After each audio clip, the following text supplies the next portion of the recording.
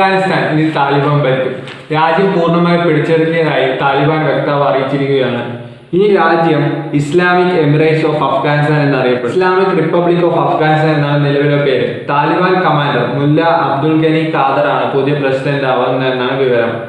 ഇതോടെ 2 പതിറ്റാണ്ടിനു ശേഷം അഫ്ഗാനിസ്ഥാന്റെ ഭരണം വീണ്ടും താലിബാന്റെ കൈകളിൽ എത്തുകയാണ്. നിലവിലെ പ്രസിഡന്റായ അഷ്റഫ് ഗനി രാജ്യം വിട്ടതായിട്ട് നമുക്ക് അറിവുകൾ ലഭിക്കുന്നു. താജിസ്ഥാനിലേക്ക് പോയി എന്നാണ് നമുക്ക് കിട്ടുന്ന വിവരം. ഭൂരിഭാഗം പ്രവിശ്യകളും പിടിച്ച താലിബാൻ ഞായറാഴ്ച തലസ്ഥാനമായ കാബൂൾ വളഞ്ഞ് സമാധാനപരമായ അധികാര കൈമാറ്റത്തിന് ജനകീയ സർക്കാരിന് മേൽ സമ്മർദ്ദം ചെലുത്തുകയായിരുന്നു. അഫ്ഗാനിസ്ഥാനിൽ താലിബാൻ നിയന്ത്രണം ഏറ്റെടുത്തോടെ ജനങ്ങൾ വളരെയധികം പരിഭ്രാന്തരായിട്ടുണ്ട്. ഇന്ത്യ, US, ബ്രിട്ടൻ തുടങ്ങിയ മിക്ക രാജ്യങ്ങളിലെയും നയതന്ത്ര ഉദ്യോഗസ്ഥരെ തിരിച്ചു വിളിച്ചിട്ടുണ്ട്. ഇതിനുള്ള സഹായങ്ങൾ ചെയ്തു കൊടുക്കുന്ന UAE ആണ് തിരിച്ചു വരാനുള്ളത്.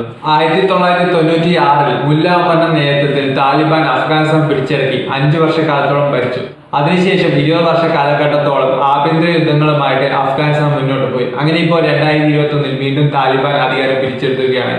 ഇനി എന്തൊക്കെ സംഭവിക്കുമെന്ന് നമുക്ക് കാത്തിരുന്ന് തന്നെ കാണേണ്ടി വരും.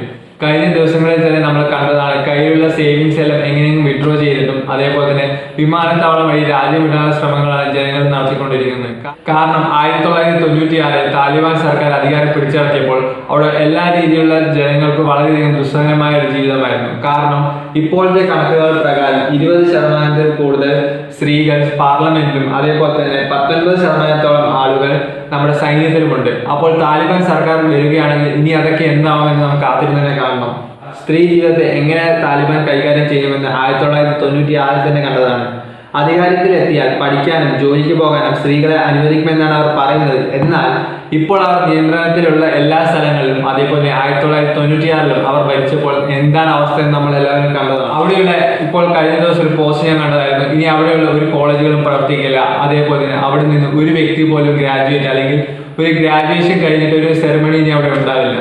അതേപോലെ തന്നെ താലിബാനിൽ വിദ്യാഭ്യാസം നേടിയ എല്ലാ സ്ത്രീകളും അല്ലെങ്കിൽ കുട്ടികളും അവരുടെ സർട്ടിഫിക്കറ്റെല്ലാം കീറിക്കളയുകയാണ് താലിബാൻ അവരുടെ കൈകളിൽ എത്താതിരിക്കാൻ വേണ്ടി. ഇവിടെ ഒരു തരത്തിലുള്ള കലാ കായിക വിനോദങ്ങൾക്കും വളരെയധികം നിയന്ത്രണം ഉണ്ടാവും. അതേപോലെ തന്നെ ഇപ്പോൾ മ്യൂസിക് ആയാലും ഡാൻസ് ആയാലും അതേപോലെ തന്നെ എല്ലാ തരത്തിലുള്ള സിനിമ, ലിറ്ററേച്ചർ അങ്ങനെ എല്ലാ തരത്തിലുള്ള എന്റർടൈൻമെന്റ്സും ഇനി അവിടെ ബാൻഡ് ആയിരിക്കും. ഒരു ശരിയ നിയമം പോലെയുള്ള നിയമങ്ങൾ കൂടി വരികയാണെങ്കിൽ വളരെയധികം ദുസ്സഹമായ ഒരു അവസ്ഥയിലായിരിക്കും അഫ്ഗാനിസ്ഥാൻ പോകുന്നത്. അഫ്ഗാനിസ്ഥാനിൽ നിന്ന് സോവിയറ്റ് യൂണിയന്റെ പിന്മാറ്റത്തോടെയാണ് 1990കളിലാണ് താലിബാന്റെ വരവ്. 1994 മുല്ല മുഹമ്മദ് ഒമറിന്റെ നേതൃത്വത്തിൽ താലിബാന്റെ രംഗപ്രവേശനം. ആദ്യമായി കാണ്ഡഹാർ പിടിച്ചെടുത്തുകൊണ്ടായിരുന്നു അവരുടെ രംഗപ്രവേശനം ഉണ്ടായത്. 1995 എത്തിയപ്പോൾ 12 പ്രവിശ്യകൾ കൂടി താലിബാന്റെ കൈകളിലെത്തി. അപ്പോൾ കാബൂൾ പിടിച്ചെടുക്കാൻ ശ്രമിച്ചെങ്കിലും അന്ന് അത് പരാജയപ്പെടുകയായിരുന്നു. 1996 സെപ്റ്റംബർ 26 മുല്ല ഒമറിന്റെ നേതൃത്വത്തിൽ താലിബാൻ സർക്കാർ അധികാരത്തിൽ. പിന്നാലെ മുൻ പ്രസിഡന്റായ മുഹമ്മദ് നജീബുള്ളയെ തെരുവിൽ തൂക്കിക്കൊല്ലുകയായിരുന്നു. 2001 ന്യൂയോർക്കിലെ ലോക വ്യാപാര നിലയം അൽ-ഖ്വയ്ദ ഭീകരർ തകർത്തതിന് പിന്നാലെ തലവൻ ഒസാമ ബിൻ ലാദന് അഫ്ഗാനിസ്ഥാൻ താലിബാൻ സർക്കാർ സംരക്ഷണം നൽകുകയായിരുന്നു. ലാദനെ വകവരുത്താൻ വേണ്ടി US പ്രത്യേക സംഘം അഫ്ഗാനിസ്ഥാനിൽ എത്തുകയായിരുന്നു. താലിബാൻ അൽ-ഖ്വയ്ദ ഒളിത്താവളങ്ങളിൽ വ്യോമാക്രമണം നടത്തുകയും താലിബാനെ പുറത്താക്കുകയായിരുന്നു US സേനാ സംഘം. അതിനുശേഷം എല്ലാ ഭീകര നേതാക്കളും നേരെ പാകിസ്ഥാനിലേക്ക് കടന്നു കളയുകയായിരുന്നു. അങ്ങനെ 2001 ഡിസംബർ 22 താലിബാൻ സർക്കാരിനെ പുറത്താക്കി വീണ്ടും ജനാധിപത്യ ഒരു സർക്കാർ തിരിച്ചു വരുന്നതും ഹമീദ് കർസായി അഫ്ഗാൻ പ്രസിഡന്റായി മാറുന്നതും. 2003 USന്റെ ശ്രദ്ധ ഇറാഖ് അധിനിവേശത്തിലേക്ക് തിരിഞ്ഞപ്പോൾ വീണ്ടും താലിബാൻ തലപൊക്കി. അങ്ങനെ അവിടെ ഒരു ആഭ്യന്തര യുദ്ധം വീണ്ടും പൊട്ടിപ്പുറപ്പെടുകയായിരുന്നു. 2009 ആഭ്യന്തര യുദ്ധം നേടാൻ വേണ്ടി 17,000-ഓളം US സൈനികരെ അഫ്ഗാനിസ്ഥാനിലേക്ക് പറഞ്ഞുവിടുകയായിരുന്നു. അങ്ങനെ 2009 38,000-ലധികം US സൈനികർ അഫ്ഗാനിസ്ഥാനിൽ ഉണ്ടായിരുന്നു. പാകിസ്ഥാനിലേക്ക് കടന്നാളുന്ന ഒസാമ ബിൻ ലാദനെ കാലങ്ങൾക്ക് ശേഷം ആ US സൈന്യം തന്നെ വകവരുത്തുകയായിരുന്നു. പാശ്ചാത്യ ശക്തികൾ മുൻകൈയെടുത്ത് അഫ്ഗാനിസ്ഥാനിൽ ജനാധിപത്യ ഭരണം പുനഃസ്ഥാപിച്ചെങ്കിലും താലിബാന്റെ ഭീഷണി ഒഴിഞ്ഞില്ല. അഫ്ഗാനിസ്ഥാനിൽ സ്ഥിരതയുള്ള ഭരണം ഉണ്ടാക്കാൻ US, NATO സേനകൾ അവിടെ തുടർന്നു. യുദ്ധം അവസാനിച്ചില്ല. അഫ്ഗാനിസ്ഥാൻ സ്ഥിരതയുള്ള രാഷ്ട്രമായില്ല. താലിബാന്റെ ശക്തി ക്ഷയിച്ചതുമില്ല. 2020 ഫെബ്രുവരി 29 ദോഹയിൽ US താലിബാൻ സമാധാന ചർച്ച നടത്തുകയും സേനാ പിന്മാറ്റത്തിന് കരാർ ഒപ്പിടുകയായിരുന്നു. അത് പ്രകാരം ഓഗസ്റ്റ് 31 അതായത് ഈ മാസം 31 ആകുമ്പോൾ അവസാനത്തെ US സൈനികരും അഫ്ഗാനിസ്ഥാനിൽ നിന്ന് പുറത്തു പോവുകയാണ്. അത് മനസ്സിലാക്കിയാണ് താലിബാൻ ഓരോ സ്ഥലങ്ങൾ പിടിച്ചെടുക്കുകയും അങ്ങനെ ഇപ്പോൾ താലിബാൻ മുഴുവനായിട്ട് രാജ്യം പിടിച്ചെടുക്കുകയുണ്ടായത്. താലിബാൻ ഓരോ സ്ഥലങ്ങൾ പിടിച്ചെടുക്കുമ്പോഴേ ജോ ബൈഡൻ പറഞ്ഞത് അഫ്ഗാനിസ്ഥാൻ സൈന്യം അവരെ തുരത്താനും അതേപോലെ തന്നെ അഫ്ഗാനിസ്ഥാൻ സൈന്യം തന്നെ അവരെ പിടിച്ചടക്കാൻ പറ്റുമെന്നാണ് പറഞ്ഞത്. എണ്ണത്തിൽ വളരെയധികം കൂടുതലായിരുന്നു അഫ്ഗാനിസ്ഥാൻ സൈനികർ എന്ന് പറയുന്നത്. 3,00,000-ലധികം 3,07,000 സംതിങ് ആയിരുന്നു നമ്മുടെ അഫ്ഗാനിസ്ഥാൻ സൈനികരെങ്കിൽ 85,000 താഴെ മാത്രമായിരുന്നു താലിബാൻ വക്താക്കൾ ഉണ്ടായത്. പക്ഷേ കാര്യങ്ങൾ കുറച്ച് കഴിഞ്ഞപ്പോൾ തകരാൻ പറഞ്ഞു. ഓരോ പ്രവിശ്യകൾ അവർ പിടിച്ചെടുക്കുമ്പോൾ ഓരോ യുവാക്കളെയും ബലിയാടാക്കി അവരെ സൈനികരാക്കുകയും കൂടെ കൂടി അവർ എണ്ണത്തിൽ കൂടുകയായിരുന്നു. US സൈന്യം പിന്മാറിയതോടെ വളരെയധികം അഫ്ഗാനിസ്ഥാൻ സൈന്യം ശോഷിച്ചിരുന്നു. കാരണം അവിടെ ഒരു മനോവീര്യം വളരെ പെട്ടെന്ന് തകരുകയും 1/6 അതായത് 1/6% മാത്രമായിട്ട് അഫ്ഗാനിസ്ഥാൻ സൈന്യം ചെറുതാവുകയാണ്. കാരണം പല സ്ഥലങ്ങളിലും ഒരു യുദ്ധവുമില്ലാതെ ആയുധം വെച്ചാണ് അഫ്ഗാനിസ്ഥാൻ സൈന്യം കീഴടങ്ങിയത്. പല സ്ഥലങ്ങളിലും അഫ്ഗാനിസ്ഥാൻ സൈന്യം വധിച്ചും താലിബാൻ മുന്നേറ്റം നടത്തി. പല സ്ഥലങ്ങളിലാണെങ്കിൽ അഫ്ഗാനിസ്ഥാൻ സൈന്യം പലരും തജിക്കിസ്ഥാൻ പോലുള്ള രാജ്യങ്ങൾ നാടുവിടുകയും ഉണ്ടായി. അങ്ങനെ പെട്ടെന്ന് തന്നെ 3,00,000-ൽ കൂടുതൽ ഉണ്ടായത് പെട്ടെന്ന് തന്നെ ഒന്നുമില്ലാത്ത ഒരു അവസ്ഥയിലേക്ക് മാറുകയായിരുന്നു. യുദ്ധ മുന്നണിയിൽ ഉണ്ടായിരുന്നവർക്ക് ആവശ്യത്തിന് ആഹാരമോ കുടിവെള്ളമോ പോലെ ലഭിച്ചു. അങ്ങനെ പല പ്രതികൂല ഘടകങ്ങൾ കൂടിച്ചേർന്നപ്പോൾ താലിബാന്റെ പ്രവേശനം വളരെയധികം എളുപ്പമുള്ളതാക്കി. പാകിസ്ഥാനിൽ നിന്നും താലിബാൻ വക്താക്കൾ കൂടിയതോടെ അവർ എണ്ണത്തിലും കൂടി. അതേപോലെ തന്നെ അഫ്ഗാനിസ്ഥാൻ സൈന്യം ഒന്നും ചെയ്യാൻ പറ്റാത്ത ഒരു അവസ്ഥയിലേക്ക് മാറുകയായിരുന്നു. ഇത്തരമൊരു സാഹചര്യത്തെ നേരിടാനുള്ള പദ്ധതികൾ ഒന്നുമില്ലായിരുന്നു എന്ന് തന്നെ അതിശയപ്പെടുത്തുന്നു എന്നായിരുന്നു മുൻ പ്രസിഡന്റായ ബരാക് ഒബാമ പ്രതികരിച്ചത്. എന്നെങ്കിലും ഒരിക്കൽ അമേരിക്ക അഫ്ഗാനിസ്ഥാൻ വിടുമെന്നും അന്ന് അധികാരം തിരിച്ചു പിടിക്കാമെന്നും ഉറപ്പിച്ച് ഒരുങ്ങിയിരിക്കുകയായിരുന്നു താലിബാൻ എന്ന് ജോ ബൈഡൻ കരുതിയിരുന്നില്ല. ഏകദേശം 20 വർഷം കൊണ്ട് $8,300 കോടിയിലധികമാണ് US അഫ്ഗാനിസ്ഥാനിൽ ചെലവഴിച്ചിട്ടുള്ളത്.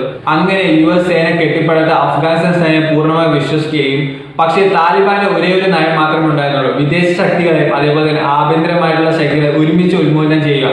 അതായിരുന്നു താലിബാന്റെ ഉദ്ദേശം എന്ന് പറയുന്നത്. അങ്ങനെ കഴിഞ്ഞ ദിവസങ്ങളിൽ അമേരിക്കൻ സൈന്യം പിൻവാങ്ങുകയും പ്രസിഡന്റ് അഷ്റഫ് ഘനി നാടുവിടുകയും ചെയ്തതോടെ ഇതെല്ലാം ഒരുമിച്ച് സംഭവിക്കുകയായിരുന്നു. ഒസാമ ബിൻ ലാദനെ വധിച്ചതിന് ശേഷം അമേരിക്ക പല കാലഘട്ടങ്ങളിലായിട്ട് തിരിച്ച് പിൻവാങ്ങാനുള്ള ശ്രമങ്ങൾ ഉണ്ടായിരുന്നു. അഫ്ഗാനിസ്ഥാൻ എന്ന ചക്രവ്യൂഹത്തിൽ നിന്ന് പുറത്തു കടക്കാനായിരുന്നു അമേരിക്കയുടെ ശ്രമം. അവിടെ നിന്ന് അമേരിക്കൻ പട്ടാളക്കാരെ തിരിച്ചു കൊണ്ടുവരുന്ന ആദ്യം വാഗ്ദാനം ചെയ്തത് ബരാക് ഒബാമയായിരുന്നു. അത് പാലിക്കാനുള്ള ശ്രമം എന്ന നിലയിൽ ചരിത്രത്തിൽ ആദ്യമായി താലിബാനുമായി അഫ്ഗാൻ സർക്കാർ ചർച്ച നടത്തി. 2015 ജൂലൈയിൽ പാകിസ്ഥാനിലായിരുന്നു ആ ചർച്ച. അതുകൊണ്ട് ഒരു ഗുണമുണ്ടായിരുന്നില്ല. ഒബാമയുടെ പിൻഗാമിയായ ഡൊണാൾഡ് ട്രംപ് ആകട്ടെ അമേരിക്കയും താലിബാനുമായി ഡയറക്റ്റ് ചർച്ചകൾ നടത്താൻ തുടങ്ങി.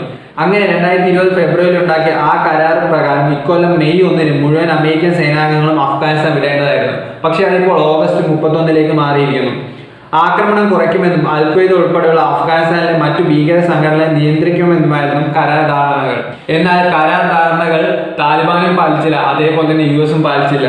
ഇപ്പോഴത്തെ പ്രസിഡന്റായ ജോ ബൈഡൻ സൈന്യത്തിന്റെ പിന്മാറ്റ കാലാവധി സെപ്റ്റംബർ 11 വരെ നീട്ടിയിരിക്കുകയാണ്. ഈ സമയക്രമം താലിബാൻ സ്വീകാര്യമായിരുന്നില്ല. വാഗ്ദാനം ചെയ്തതുപോലെ അമേരിക്കൻ സൈന്യം മെയ് 1 തന്നെ പൂർണ്ണമായി ഒഴിഞ്ഞു പോകണമെന്നായിരുന്നു താലിബാന്റെ ആവശ്യം. എന്നാൽ താലിബാന്റെ ആവശ്യം അവർ അംഗീകരിക്കാതിരിക്കും. അങ്ങനെയാണ് അവർ ഓരോ ജില്ലയെ പിടിച്ചെടുക്കുകയും അഫ്ഗാനിസ്ഥാൻ മുഴുവൻ അവരുടെ അധികാര കേന്ദ്രത്തിലേക്ക് മാറുകയും ചെയ്തത്. ഇനി നമുക്ക് ഇന്ത്യയുമായിട്ട് അഫ്ഗാനിസ്ഥാന്റെ ബന്ധം എന്താണെന്ന് നോക്കാം. അഫ്ഗാനിസ്ഥാനിലെ ജനാധിപത്യ സർക്കാർ പുനഃസ്ഥാപിക്കുന്നതിൽ അടിസ്ഥാന സൗകര്യ വികസനത്തിന് വലിയൊരു പങ്ക് വഹിച്ച ഒരു രാജ്യമാണ് ഇന്ത്യ എന്ന് പറയുന്നത്. താലിബാൻ അഫ്ഗാനിസ്ഥാനിൽ പിടിച്ചാൽ അത് ഇന്ത്യക്കായിരിക്കും ഏറ്റവും കൂടുതൽ ദോഷം ചെയ്യുക. 1996 താലിബാൻ അഫ്ഗാനിസ്ഥാൻ പിടിച്ചപ്പോൾ ഏറ്റവും കൂടുതൽ ബുദ്ധിമുട്ടുണ്ടായത് ഇന്ത്യക്കാണ്. കാരണം ജമ്മു കാശ്മീരിലെ ആക്രമണങ്ങളും അതേപോലെ തന്നെ കാണ്ഡഹാർ വിമാനത്താവളത്തിലെല്ലാം ആ കാലഘട്ടത്തിൽ ഉണ്ടായതാണ്.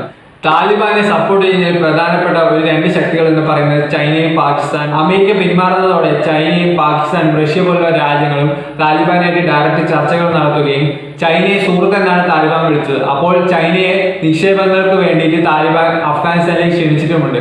കാരണം അഫ്ഗാനിസ്ഥാനെയും പാകിസ്ഥാനെയും മുന്നിൽ നിർത്തി ഇന്ത്യക്കെതിരെയുള്ള ആക്രമണങ്ങൾക്ക് തിരികെയാണ് ചൈനയുടെ പ്രധാനപ്പെട്ട ലക്ഷ്യം. അത് തന്നെയാണ് അഫ്ഗാനിസ്ഥാനിൽ പാകിസ്ഥാനിൽ ഇത്രയധികം നിക്ഷേപം നടത്തുന്നതിനുള്ള പ്രധാന കാരണം. അഫ്ഗാനിസ്ഥാന്റെ കിഴക്കേ അതിർത്തി പങ്കിടുന്ന രാജ്യമാണ് ചൈന. ചൈന പാകിസ്ഥാൻ സാമ്പത്തിക ഇടനാഴിയുടെ ഭാഗമായുള്ള ഹൈവേകൾ അഫ്ഗാനിസ്ഥാനിലൂടെ പണിയാൻ പോകുന്നുണ്ട്. മുഴുവൻ അമേരിക്കൻ സൈനികരെയും അഫ്ഗാനിസ്ഥാനിൽ നിന്ന് പിൻവലിക്കാൻ പാടില്ല എന്ന ആവശ്യങ്ങൾ നിരാകരിച്ചുകൊണ്ടാണ് ജോ ബൈഡൻ US സൈന്യത്തെ പിൻവലിച്ചത്. ഇനി നമ്മൾ ചരിത്രത്തിലേക്ക് നോക്കുകയാണെങ്കിൽ അഫ്ഗാനിസ്ഥാനിലെ ഇനിയുള്ള അവസ്ഥ, അതായത് ഇപ്പോൾ 1996 കാലഘട്ടം പോലുള്ള അവസ്ഥയിലേക്ക് മാറുകയാണെങ്കിൽ അതിനുള്ള പ്രധാന കാരണം ജോ ബൈഡന്റെ ആ തീരുമാനം തന്നെയായിരിക്കും. ചരിത്രത്തിൽ അത് പ്രധാനമായിട്ട് രേഖപ്പെടുത്തുകയും ചെയ്യും. ഇനി താലിബാൻ നിശ്ചയിക്കുന്നത് പോലെയായിരിക്കും അഫ്ഗാനിസ്ഥാനിലെ ഭരണം. അഫ്ഗാനിസ്ഥാനിൽ ഇപ്പോഴത്തെ അവസ്ഥ നമ്മളിപ്പോൾ എല്ലാവരും ന്യൂസ് ചാനലെല്ലാം കണ്ടിട്ടുണ്ടാവും. കാബൂൾ വിമാനത്താവളത്തിലെ ഓരോ വ്യക്തിയും എങ്ങനെയെങ്കിലും അഫ്ഗാനിസ്ഥാൻ വിട്ട് ബാക്കിയുള്ള രാജ്യങ്ങൾ ചേർക്കാനുള്ള ശ്രമങ്ങൾ നടക്കുകയാണ്. കാബൂൾ വിമാനത്താവള ദൃശ്യങ്ങളിൽ അത് വ്യക്തമായിട്ട് തന്നെ നമുക്ക് കാണാൻ സാധിക്കുന്നത്. താലിബാൻ സമാധാനപൂർവമായ ഒരു അധികാര കൈമാറ്റത്തിന് വേണ്ടി കാത്തിരിക്കുകയാണ്. അവിടെ അമേരിക്കയ്ക്ക് റോൾ ഉണ്ടോ എന്ന കാര്യത്തിൽ നമുക്കൊരു വ്യക്തതയില്ല. ഒരിക്കൽ തങ്ങൾ താഴെ ഇറക്കിയ താലിബാൻ സർക്കാരിനെ വീണ്ടും അധികാരത്തിൽ കയറ്റില്ല എന്ന ട്രംപിന്റെ ഒരേ ഒരു പിടിവാശിയാണ് ഇത്രയും കാലം ജനാധിപത്യ സർക്കാർ അഫ്ഗാനിസ്ഥാനിൽ ഉണ്ടായതിനൊരു കാരണം.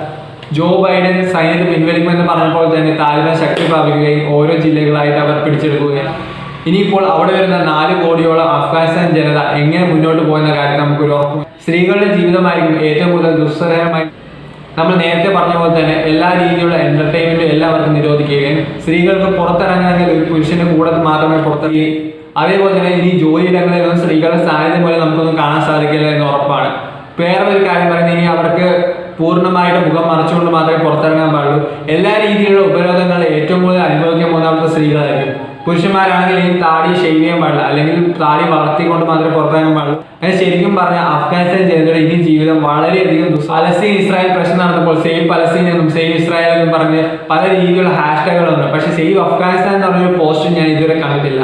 ഒരു പോസ്റ്റ് ഇട്ടാൽ നിങ്ങൾക്ക് ഒരു മാറ്റം ഉണ്ടാക്കാൻ പറ്റില്ലെങ്കിലും അതൊരു ജനതയെ അറിയിക്കുകയെങ്കിലും, കാരണം അഫ്ഗാനിസ്ഥാനിൽ ഭരണം ഏറ്റെടുക്കുന്ന താലിബാൻ എന്ന് പറയുന്ന ഒരു ഭീകര സംഘടനയാണ്. അതിവിടെ നിങ്ങൾ സേവ് അഫ്ഗാനിസ്ഥാൻ ഇട്ടാലും എന്ത് പോസ്റ്റ് ഇട്ടാലും അവർക്ക് അതൊരു വിഷയമേ അല്ല. കാരണം ഒരു ഭീകര സംഘടനയാണ്, അല്ലെങ്കിൽ നമ്മൾ പറഞ്ഞാൽ കേൾക്കുന്ന ഒരു ആൾക്കാരുമല്ല.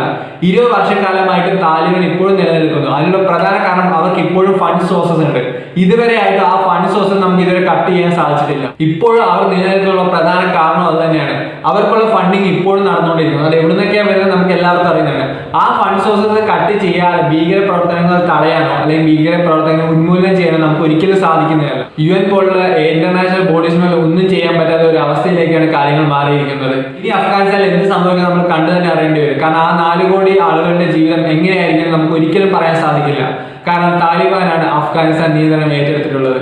ഇനി അവിടെയുള്ള അവസ്ഥകൾ നമുക്ക് കണ്ടു തന്നെ അറിയേണ്ടി വരും. ആ കാര്യം പറഞ്ഞുകൊണ്ട് വീഡിയോയുടെ വൈൻഡപ്പ് ചെയ്യുകയാണ്. വീഡിയോ ഇഷ്ടമായ ലൈക്ക് ചെയ്യുക, നിങ്ങളുടെ അഭിപ്രായങ്ങൾ കമന്റ് ബോക്സ് ചെയ്യപ്പെടുത്തുക, ചാനൽ ഇഷ്ടമായ സബ്സ്ക്രൈബ് ചെയ്യാൻ മറക്കരുത്. അപ്പോൾ അടുത്ത വീഡിയോ കാണുന്നതായിരിക്കും. എല്ലാവർക്കും ബൈ.